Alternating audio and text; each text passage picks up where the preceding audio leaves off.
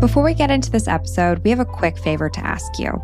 If you love our show, please scroll down to the review section of your favorite podcast platform and leave us a 5-star rating. If you have a few more seconds, please also leave us a review telling us what you like most about our show.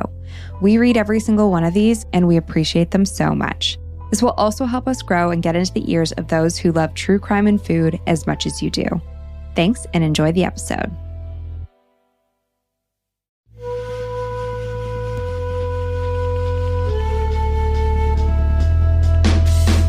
You're listening to Unsavory, where true crime meets food.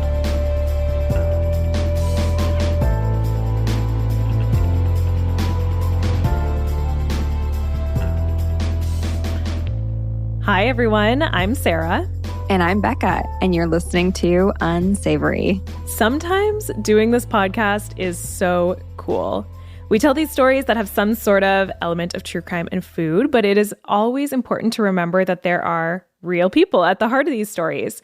So we wanted to start off by sharing a listener comment that we got on one of our episodes, the Boston Molassacre. Do you want to read it, Becca? Yeah, of course. So this was sent to us by KM Celeste on Instagram, and she posted a comment on one of our posts about the Molassacre, and this is what it says. Fun fact, about 10 years ago, we were visiting my great aunt and my great uncle, who we knew pretty well, but mostly from visiting my grandparents. Out of the blue, my great uncle mentioned for me to follow him. He leads me into their bedroom and shows me one framed photograph he had on his dresser. He stated, "That's my real father." I looked at him, clearly lost by the statement. His real father, or biological father really, was killed in the molasses spill when my great uncle was just a child. And my great uncle kept that one photograph framed on his dresser until the day he died. After he told me about it, I did some research, and sure enough, his father's name is listed among the victims of the Molassacre spill. Unbelievable. But that's how I learned about the Great Molasses Flood of 1919. That is such an interesting connection. And thank you so much to this listener for sharing their story. I think that's one of my favorite episodes still, and probably one of the worst ways to go in terms of. No, for sure. And I mean, I hope that we did the story justice. And again, thank you so much, KM Celeste. It was so interesting. And as you said, it's like so important to remember that we are talking about real people here, and some of those people may even be listening. For sure. Okay, so today's episode, I think it's so freaking good. We are talking all about the fascinating, mildly grotesque, and sometimes deadly world of eating competitions. And it's wilder than I ever imagined. Woohoo! So excited. Yeah, I had such a blast researching this one, and I'm so excited to tell you about it. Are you ready? Yep, let's do it. The information in this podcast is for entertainment and educational purposes only. If you're interested in medical nutrition therapy or personalized nutrition advice, please talk to a physician or registered dietitian in your area. If you have a history of disordered eating, be advised that nutrition details will be discussed, and take the steps you need to protect your recovery journey. All the citations and relevant links for anything mentioned in this episode will be in our show notes on our website, unsavorypodcast.com. This podcast may contain coarse language, mature subject matter, and content of a violent or disturbing nature. Listener discretion is advised. This is an independently produced podcast. If you'd like to donate to the podcast, you can sign up as a donor through the Patreon link in our bio. If you could rate, review, follow, and share our show with your true crime and food-loving friends, that would really help us out, and we will be forever grateful.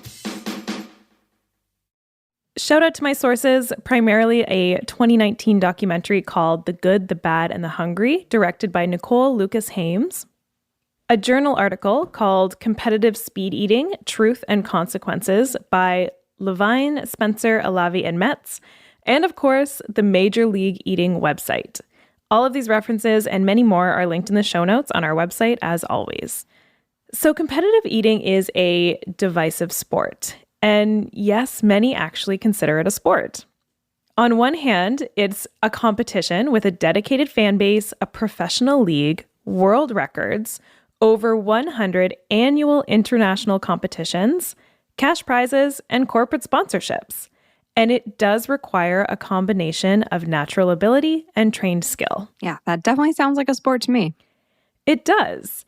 And on the other hand, eating is not an athletic skill. It's a basic human function. And when turned into a competition, it can seem excessive, wasteful, and honestly, it's kind of nauseating to watch. The competitors look intensely uncomfortable while competing, often appearing like they're physically in pain. Some have described competitive eating as a self-destructive behavior that could even be considered a form of self-abuse. And if you're someone who cares about food insecurity and food waste, it can feel almost morally wrong to watch people shoving extreme amounts of food into their face without even taking a second to savor the flavor. Okay, this is exactly how I feel about, those rage rooms where people go and they smash perfectly good like furniture and dishes and things like that. Like it seems just so wasteful. And that's kind of the vibe I'm getting right now. It makes me cringe a bit. Totally. But yeah, I completely agree. Those rooms are so wasteful and it kind of feels similar. But at least those rage rooms are probably cathartic. And when you're done, you feel maybe a sense of calm. So you got something out of it, almost like a therapy. But I feel like after an eating competition, the participants probably just feel awful. Plus, it's a safety issue, with the American Medical Association recognizing competitive speed eating as an unhealthy practice with potentially adverse consequences. So people have mixed feelings. And honestly, I have mixed feelings. But I can confidently say that there is much more to competitive eating than what meets the eye. Competitive eating isn't exactly something that's been popular throughout history. As we know from some of our previous episodes, there have been many periods throughout time, and even today, where food isn't exactly something that could be wasted. For centuries and centuries of human existence, feasting on food has been something experienced by only the very wealthy. I actually saw this TikTok, this just made me think of it. This TikTok the other day, and it was this young guy saying, can you imagine how rich you would have had to be to listen to music while having your breakfast 200 years ago? Did you see that one? No. It's just such a cute little, it's such food for thought. Makes you realize how lucky we are to be able to feast and eat whatever we want and even listen to music while we eat. Yeah. No, I listen to music all the time. I know. You would have had to hire a private orchestra to follow me around on my walks. Yes. That would be nice. Yeah. So the earliest documented mention of any sort of food competition is from a 13th century Norse anthology called Prose Edda, in which Norse god Loki challenges his servant Logi to an eating contest. And I'm pretty sure he loses. After that, we jump all the way up to the 17th century when a man named Nicholas Wood, aka the Great Eater of Kent, was known for gobbling up mass amounts of food in one sitting, such as 60 eggs, a lamb shank, and multiple pies. His bottomless stomach gained a reputation, and he drew crowds at local fairs, eventually turning his eating into a competition by inviting people to challenge him. His career was allegedly cut short when he ate a lamb shoulder, bone and all, and lost all of his teeth. Wait, so did he lose all of his teeth during the actual competition? That's what the legend says. That's some pretty serious dedication. Yeah, well, it's all legend, but it does make me wonder if he had some sort of condition that caused extreme hunger. Anyways, it wasn't until the mid-19th century that the Industrial Revolution started to change how we view food. Technologies like refrigeration, canning, and other processing techniques improved the quantity of food available in North America. Other sorts of food and agricultural competitions started popping up across America, like the best local crops, best pies, and eventually pie eating contests. The first recorded pie eating contest took place in 1878 in Toronto. Oh, no way. Represent. I know. Represent. It was organized as a charity fundraising event and won by Albert Piddington, although it's not known how many pies he ate. By 1900, pie eating contests were quite popular all over America, traditionally at county fairs. But competitive eating wouldn't start to morph into the sport that it is today until the 1900s. In 1916, a man named Nathan Handwerker opened up a small Coney Island hot dog stand called Nathan's Famous and started hosting his own hot dog eating contest every 4th of July. It's said that the first ever competition was actually between 4 immigrants that decided to join the contest to see who was the most patriotic. According to the legend, the Irish immigrant was victorious and he ate a total of 13 hot dogs, buns included. The hot dog eating contest would continue every year, but it was quite small and attended by mostly locals. I wonder if this Nathan gentleman made them pay for all the hot dogs they were eating. It'd be a pretty smart business move on his part. It would have been. I actually don't know if they have to pay for the dogs that they eat, but starting this hot dog competition was a very smart business move regardless. So Nathan's famous hot dog eating contest remained relatively unknown until 1972, when two public relations agents, Morty Matz and Max Rosen, took over operations and marketing for the hot dog contest. They hired a young graduate named George Shea and tasked him with taking Nathan's competition and transforming it from a fun community event into a national sensation. By the mid-1990s, George and his brother Richard Shea had increased the contest's attendance from hundreds to thousands, and other restaurants started to jump on the trend. The Shea brothers seized this opportunity and founded the International Federation of Competitive Eating, which has since been renamed Major League Eating. Major League Eating hosts between 80 and 100 competitions a year, featuring some very interesting food competitions, all involving eating as much of a certain food as possible within a specified time frame. So some of my favorites included fried asparagus, mayonnaise, tiramisu, pepperoni rolls, chicken wings, bugs, spinach, pasta, waffles, tacos, shrimp cocktail, pumpkin pie, and of course, hot dogs. Okay, I can get down with the tiramisu, waffles, and even like the fried asparagus, but like bugs and mayo? Yeah. I don't know which is worse. I'd probably rather eat bugs than a ton of mayo. I think bugs are definitely worse. But I do think I could be a pretty strong competitor with the tiramisu. I love tiramisu. Oh, same, so good. To this day, Nathan's famous hot dog eating contest remains the most important event in American competitive eating, and it comes with a $10,000 prize. Wow. That's a really great prize. But how did this competition like make any money? Do you know? Like, did they sell tickets to it, or was there a fee that the people joining had to pay?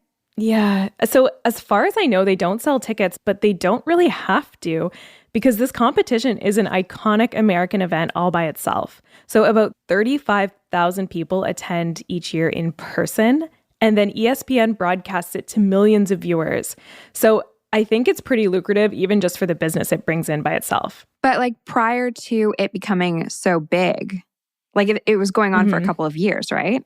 Yeah. No, it was going on for like 100 years, since 1916.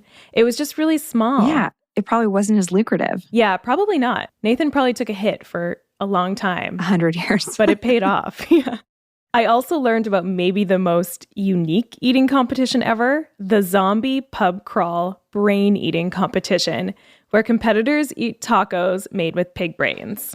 I still think mayo is the worst option here. At least there's a variety of texture in the tacos, like some crunch, some softness. Mayo would just be so like monotonous and goopy. Yeah, although it probably would go down pretty easily. Probably, I know, it would just be like drinking something really thick.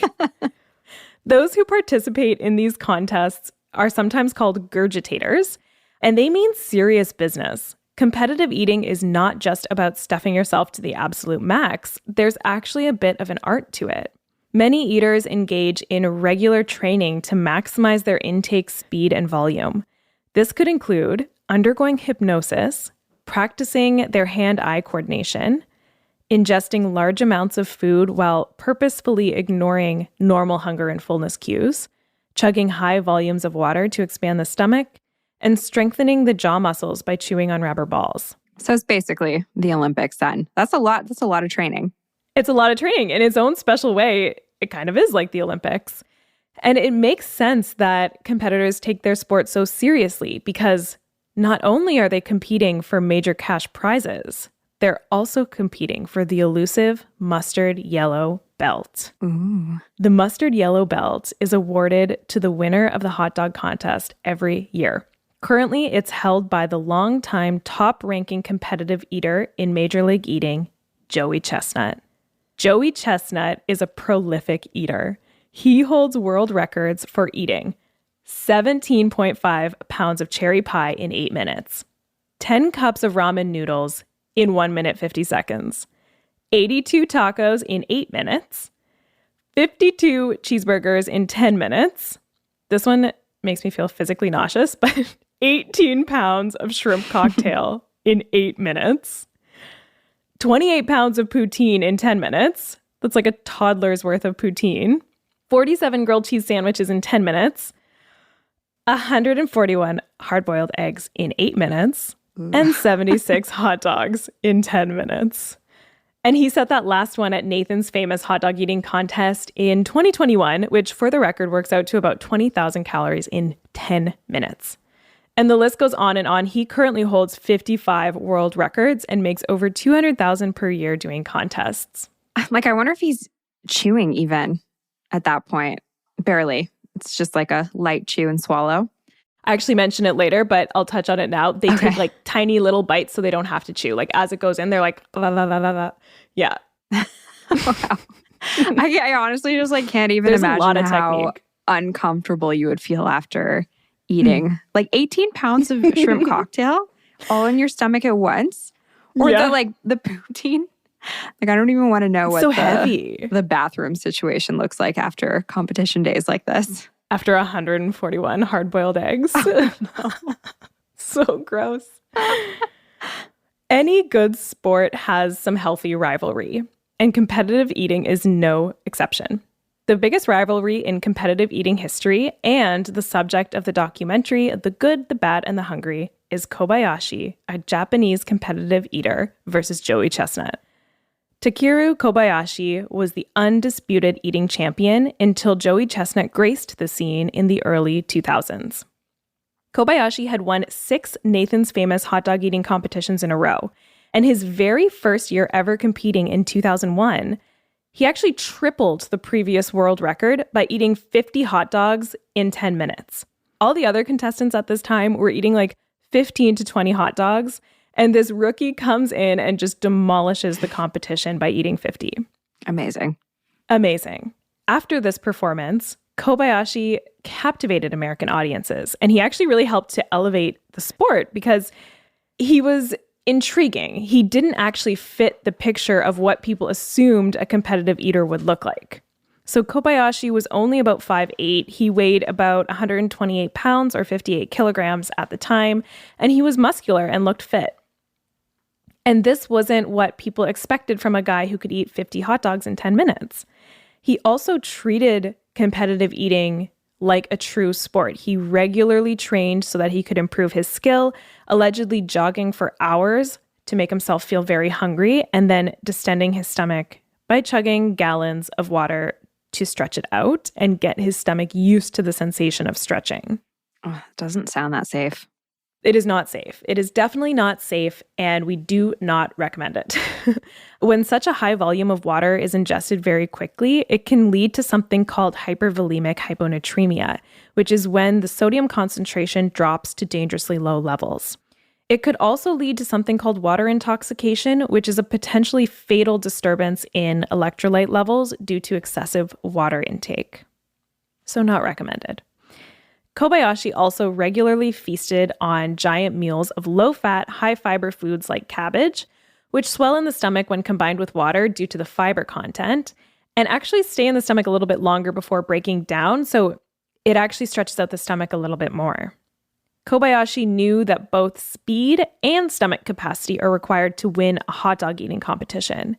So to maximize his speed, he would practice his signature technique over and over again. And his signature technique involves taking 2 hot dogs at once, removing them from the buns, breaking them in half, so you have like 4 little halves, shoving them in his mouth, 2 down each side, and then dipping the buns in hot water so that they go down easier.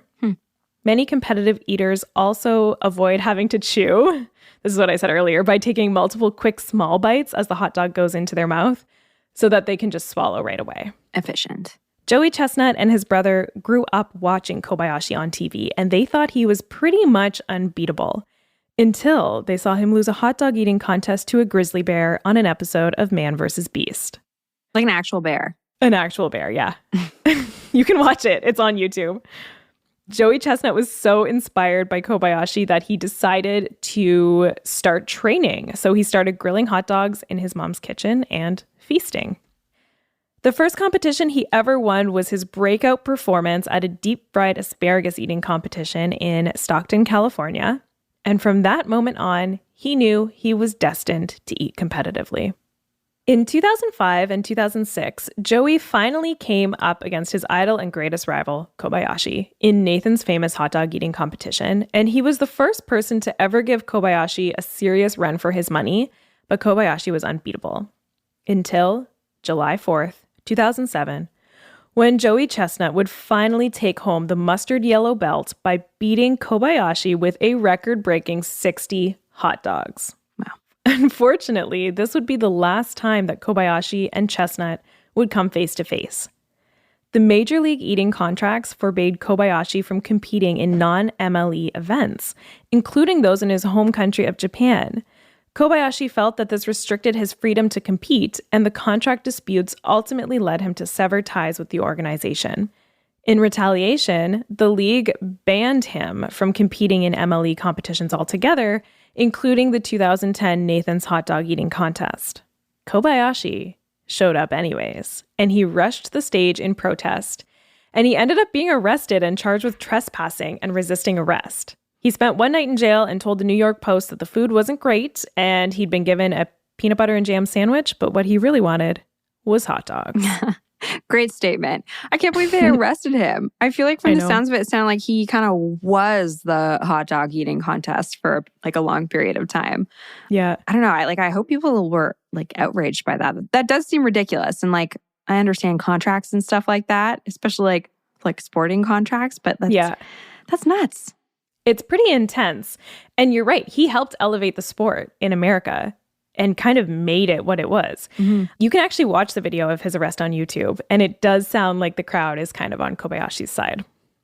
Now, despite all the drama and prize money and training that goes into these food competitions, I can't help, this is my opinion, I can't help but think that it's all a little bit silly. And it makes you think, is this even really a sport? Like, it's definitely a competition, but is it a sport? Do you have any thoughts, Becca? I don't know. I figure if something like golf is a sport, I don't see why not. And I hope nobody gets offended by that comment. Jeff is not going to like that. But I think even chess is considered a sport, technically. Mm-hmm. So I think the element of competition does make it a sport if it's like organized. And I can see how these like eating competitions would get incredibly competitive if it is something that you train for, and if you have fans, and if it's something that you're known for. Yeah, and there is no doubt that speed eaters take eating very seriously, and it is competitive. It's very competitive. But there are people who refute the idea that competitive eating is a sport, saying that they consider it more of a spectacle, a novelty, or a publicity stunt. Some other reasons that you might not consider it a sport is because eating is a normal, essential activity that people do every single day. It's a basic human need and wouldn't be considered an athletic skill like running, jumping, or swimming. And I thought about that for a long time. I was like, okay, yeah, it's really not a skill. You have to eat. It would be like equivalent to competitive breathing. We've got to do it. But we also have to walk, and walking is a sport. Competitive walking's a sport. I was thinking that earlier too. I don't know. There's a lot of room for debate here, but I think it is officially classified as a sport. I kind of agree with that. Yeah. It's definitely a competition. That's without a doubt. It is a competition. Mm-hmm. And what makes a competition a sport? Poker is a sport, I think. Why don't we just look up the definition of sport? I think that this is a good time to do that. Okay, I'm doing it. Okay, so it's an activity involving physical exertion and skill in which an individual or team competes against others for entertainment. Then it's a sport, by definition. Technically, yeah. Okay, very good. Yeah, there's no doubt that speed eaters are skilled in their own ways and competitive. So sport or not, competitive eating is dangerous. One study entitled Competitive Speed Eating, Truth and Consequences conducted a controlled trial on a speed eater and an average eater. The two subjects were males of about the same age, and the study compared how their bodies reacted to large amounts of hot dogs. And they actually studied the rate of gastric emptying using fluoroscopy, and they measured changes in abdominal girth as an indication of stomach expansion. The study found that the competitive eater was able to eat significantly more hot dogs than the control subject without feeling fullness or even discomfort after 36 hot dogs, while the control subject experienced strong feelings of fullness after only 7 hot dogs, saying that he felt like he'd be sick if he had another bite. What's interesting is that the study noted that the rate of gastric emptying was the same. So it's not like the competitive eater's food was moving on more quickly to make more space. In fact, neither subject had any significant movement of the food from the stomach to the small intestine during the time of the study. So it seems like the competitive eater had actually trained the ability to distend his stomach further without feeling the usual cues of fullness, discomfort, and nausea. Wow. So when the researchers spoke with the competitive eater afterwards, he shared that he trained himself by forcing himself to consume larger and larger amounts of food despite the sensation of fullness to develop his stomach's capacity to stretch. By doing this, he was slowly able to overcome the usual checks and balances associated with eating by pushing himself to consume more and more without acknowledging his fullness cues. As you can imagine, this practice does not come without serious consequences. The speed eater shared that he no longer experienced the sensation of fullness and satiety that normally occurs at the end of a meal. He never really feels satisfied, and he has to constantly be aware of how much he has eaten in order to know when to stop. When questioned on the subject, he shared that being a competitive eater left him incapable of experiencing the usual sensation of fullness and satiety after meals. This clearly isn't a healthy way to eat.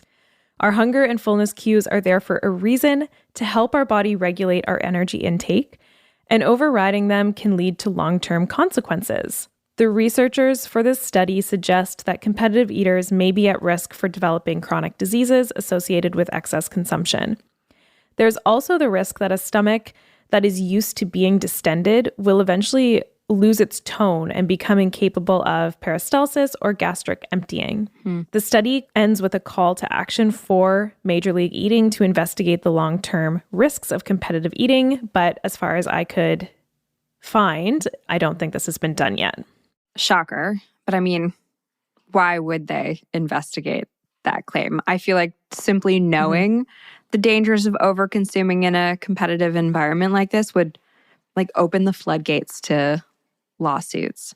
Wait, have there been any lawsuits? No lawsuits against Major League Eating. The closest was Kobayashi's dramatic contract negotiations, but I wouldn't be surprised if we see one someday, because beyond the theoretical health concerns, there are plenty of documented deaths related to competitive eating competitions. All of the deaths fall into two main categories, the most common cause of death being from choking, and the second being death from heart attack. Oh no. I know, it gets sad. Okay, so let's start with choking. On Wikipedia, there are 8 choking deaths listed since 2012 from eating competitions. Choking can easily occur when someone is eating too fast and not properly chewing, both of which are happening in eating competitions.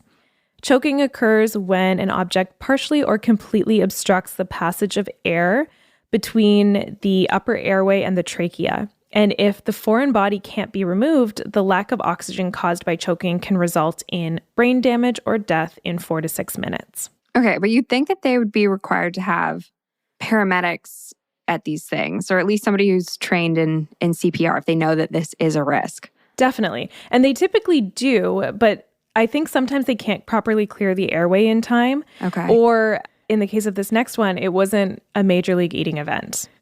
So I think there's, eating competitions can happen informally too, and they're still very dangerous. Right. So this first one involves Caitlin Nelson, a 20-year-old college student studying social work, and she was also the vice president of the school's Kappa Delta sorority. She was participating in a pancake eating contest on campus at Sacred Heart University in Connecticut.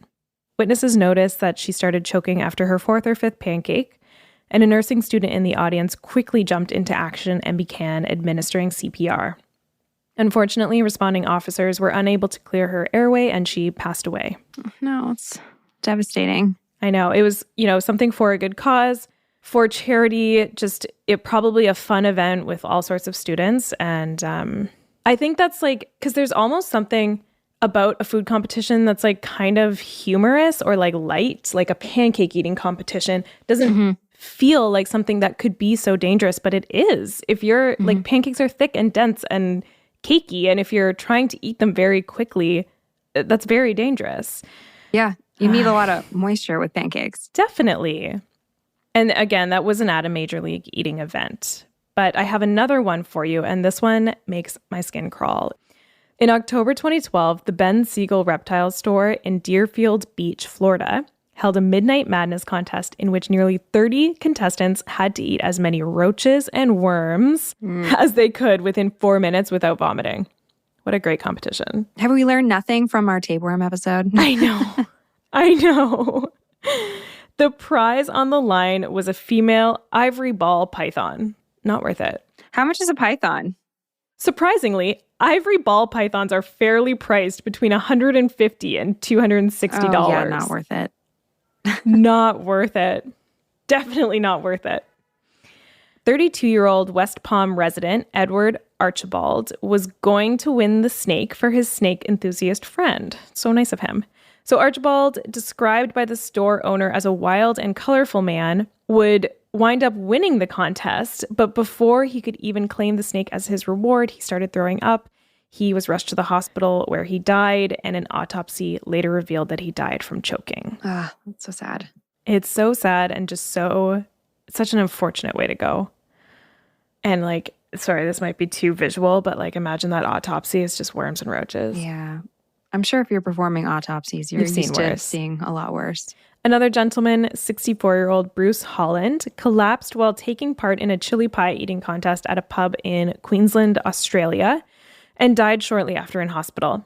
Just before he lost consciousness, his final words were, "Damn, that chili pie is hot." He had only had a couple mouthfuls of pie at the time, and other contestants said that their pie wasn't particularly hot. So it is possible that it was just poor timing or poor luck. However, a heavy meal can actually increase the risk of a heart attack in those who have an underlying heart condition or are already living with heart disease. So research has found a 4-fold increase in the heart attack risk in the 2 hours after eating a big meal. So as the stomach expands, blood shifts towards your digestive system, which shunts blood away from your heart. If you have a pre-existing heart condition, this could possibly increase your risk of having a heart attack. But that doesn't mean most of us need to worry about eating heavy meals on a regular basis. But I do think it's another, good reason that you should probably avoid eating competitions. Oof, no kidding. So finally, I find it interesting to think about how competitive eating could impact your relationship with food. We already know that it very likely destroys your connection with normal hunger and fullness cues. But there aren't any long-term studies on the effects of eating this way.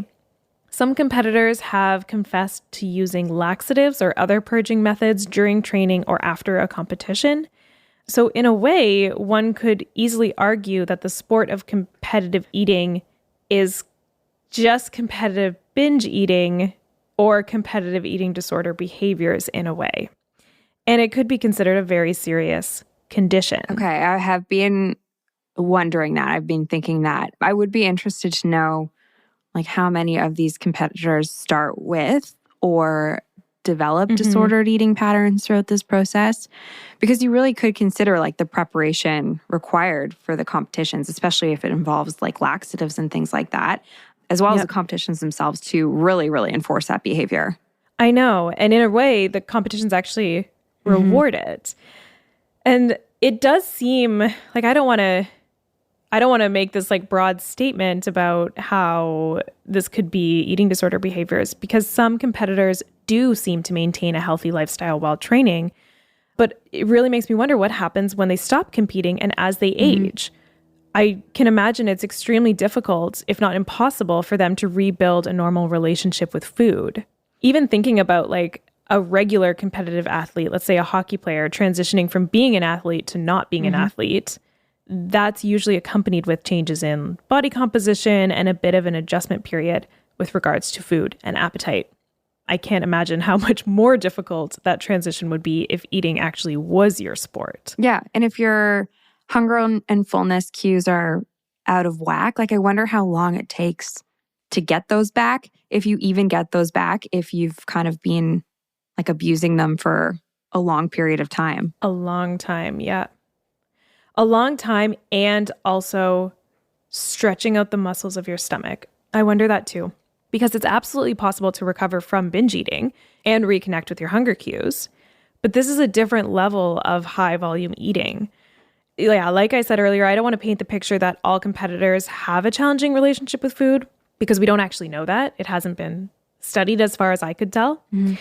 And I'm sure there are people who have found a way to compete without the psychological stress that an eating disorder would have, right? So I did read one account of a 48-year-old woman named Juliette Lee. She's a small business owner, mother of 2, and she shared that eating competitions were actually cathartic for her and had helped free her from her body image issues. So growing up, Lee was always told that she needed to curb her appetite to appear more ladylike, which led to long-standing body image issues. And she did say that competing in a sport where a big appetite is an advantage made her feel empowered and proud of herself. So there is another side of the story, but I do think there are better coping mechanisms out there that carry less risks. Yeah. I mean, interesting take. Whatever does it for you, I guess. Yeah. To wrap it up, though, we do not recommend participating in eating competitions for a variety of reasons. And if you do feel drawn to competitive eating, it might be a good idea to really reflect on why you're drawn to competitive eating. Mm-hmm. And that's it. That's the story. Wow. Really interesting story, and like an area that I did not know much about. So great job, Sarah. But I really did think that somebody was going to get murdered in that story. Fortunately, no murder. Fortunately, yes. Yeah. So like a few years ago, I actually watched this episode of CSI where a man died after an eating competition that sounded very similar to the hot dog competition. I'm pretty sure the prize was actually 10 grand, which I think is what you said that must the be prize inspired was. by. I think it was. But I believe he was being extorted into the competitions by his like brother-in-law or something. Obviously not a true story, but I don't know, I found it really interesting. I barely ever remember watching anything on TV, but this story like really stuck with me. But in the story, I believe the man lived with Prader-Willi syndrome, which kind of impacted his hunger cues, allowing him to like eat beyond that fullness. That's so interesting. And that would be, well, it's a very, very difficult condition to live with, Prader-Willi syndrome. It would kind of be an advantage in these competitions that you have that like insatiable hunger drive. Mm-hmm. And it kind of makes me wonder, like going back to the Great Eater of Kent, maybe he had something like that. Yeah. Because eating competitions weren't a thing when he was notorious. You know, what else would drive him to do something like that? Anyways, that would explain a lot. And now I really want to watch that episode. I might go into the CSI archives. I watched it probably 10 plus years ago, but I'm sure if you looked it up, you could find it. Definitely. Wow. Well, thanks for listening, everyone. Thank you. Until next time. Bye. Bye. Thanks for listening to this episode of Unsavory. You can find all of the references and materials used to put this episode together in our show notes at unsavorypodcast.com. This is an independently produced podcast. If you enjoyed this episode, we would love it if you would rate, review, follow, and share our show with your true crime and food-loving friends. This is the best way that you can support us for free. If you'd like to donate to our podcast, you can sign up as a donor through our Patreon link in our bio.